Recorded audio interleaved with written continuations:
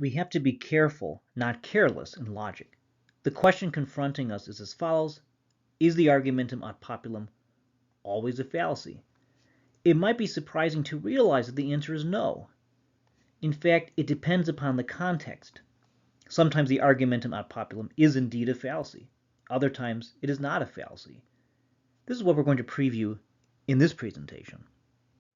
Hi, I'm the Amateur Logician from amateurlogician.com. There I am, a picture of me, as handsome as ever, I suppose. This presentation is based on a page on my website which covers some of the logical fallacies, including the argumentum ad populum. I'm an autodidact wanting to expand my knowledge, and you might be like me, wanting to develop your skills in logic and critical thinking skills. So let's get started and think about the argumentum ad populum. So here is a screenshot of my website, and this is the testimony and unsound authority page, which covers the argumentum ad populum, but I also have other pages that cover other fallacies dealing with diversion or relevancy, or presumption fallacies, or inductive fallacies. But right now we're going to focus on the argumentum ad populum, and that is covered on the page testimony and unsound authority. When considering non-fallacious versions of the argumentum ad populum, we should ask the question, can common opinion be a legitimate authority? Can we appeal to common opinion in an argument in a non-fallacious way? And the answer is sometimes yes. And here I'm influenced in part by a very good book by the philosopher Michael Huemer, and that is Knowledge, Reality, and Value, a mostly common sense guide to philosophy. He has a section on the fallacies in that book. It's a very good book. I don't agree with all the arguments in there, but it is, in any case, a good introduction to philosophy. So let's consider this example. Say, if a lot of people claim that restaurant XYZ is good, then restaurant XYZ is likely good. Let's say your taste roughly matched the average person's taste. A lot of people claim that this new restaurant XYZ is good, so you will likely agree. The question is, what's fallacious about that? And the answer obviously is nothing. So, not all arguments appealing to common opinion are fallacious. We have to be careful, not careless, in logic.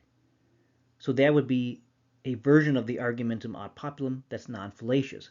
Most people think this restaurant is very, very good, so therefore it probably is very, very good. So here I reference the philosopher Michael Huemer. So he writes in Knowledge, Reality, and Value, quote, I think the fallacy lists lure people into thinking that some perfectly good inferences are wrong because these perfectly good inferences sound like what the fallacy definitions are talking about. I refer to this as the fallacy fallacy. So we should avoid the fallacy fallacy. We shouldn't just say, hey, that's an argument from the majority, an argument from common opinion, therefore it is bad. It is fallacious. Well, not necessarily. It might be fallacious, it might not be. It depends. So let's avoid the fallacy fallacy, as Michael Huemer calls it. But hold on a minute. What exactly is the argumentum ad populum fallacy? Now, Michael Huemer defines it as, quote, inferring that something is true from the fact that it is popularly believed, end quote. Clearly, if the majority of people believe in X, it doesn't follow that X is guaranteed to be true. That's perhaps trivially obvious. However, Huemer points out that if most people believe in X, there is often good reason to think X might be true.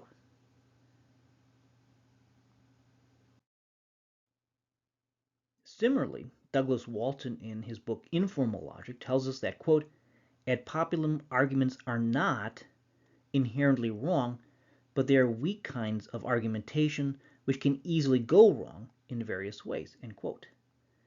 And this is another very good reference, Informal Logic, a Pragmatic Approach, and I've done a video reviewing that book, and I definitely recommend it.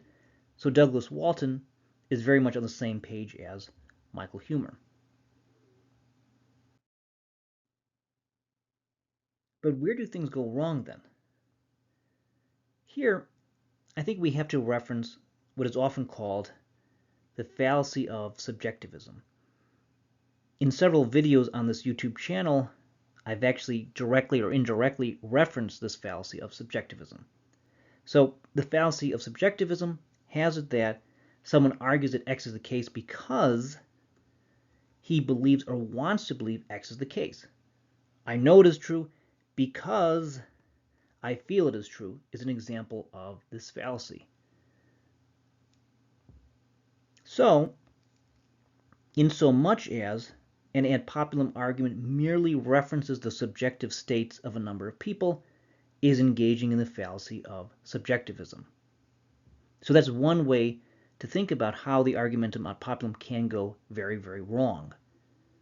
The majority of people feel this is the case, therefore it must be the case. That sort of thing. But there's more to it than that, and we'll see that in a minute. So often in logic textbooks, it's emphasized that the argumentum ad populum plays on the emotions of an audience. It plays on their subjective feelings. It plays on their subjective state of being. Patrick Hurley writes in my copy of his textbook that, quote, the objective is to arouse a kind of mob mentality. So here we see this link directly and indirectly to the fallacy of subjectivism by playing on someone's inner feelings. So it's a bad argument that appeals to the prejudices of a people. It tries to get people to engage in groupthink, for example. And here I'm referencing another very good book, A Concise Introduction to Logic by Patrick Hurley, and he covers the fallacies in that book. The way, for example, Patrick Hurley looks at the argumentum ad populum is nothing new. For instance, William Jevons, a great economist and logician, writes something very comparable in his very old logic book from 1888. Quote, the argumentum ad populum consists in addressing arguments to a body of people calculated to excite their feelings and prevent them from forming a dispassionate judgment upon the matter in hand. Once again, it's about exciting their feelings, preventing them from being dispassionate. And to be dispassionate is to be objective, right? So we see this tie-in with the fallacy of subjectivism. And here I'm referencing a very good book, Elementary Lessons in Logic, Deductive and Inductive, by the great William Stanley Jevons. And in fact, you can still buy a hard copy of this book. So it's a very, very good reference to have. He covers the fallacies. It's also a book on traditional logic in many ways. When thinking about how Patrick Hurley or William Jevons thinks about the argumentum ad populum, we should think about promoting a group identity. So this would be one way someone might be engaging in the argumentum ad populum in a bad way, in a fallacious way. So here, for instance, an arguer tries to manipulate one's need for acceptance or security to get us to buy into a conclusion, to make us non-objective, to make us not think about things clearly. And of course, many advertisers and politicians use these types of tactics. Take, for instance, everyone uses this product, so you should too. Or all the smart people do it, you should too. Or this is a value of democracy, so believe it. Those would be examples of promoting a group identity, or just in general, engaging in a bad use of the argumentum ad populum. What do you think? When is the ad populum fallacious? When is it non-fallacious? I'd like to hear your thoughts. Comment below. As I said, feel free to leave a comment below. I would love to hear from you. I appreciate you. Thank you for watching, and be well.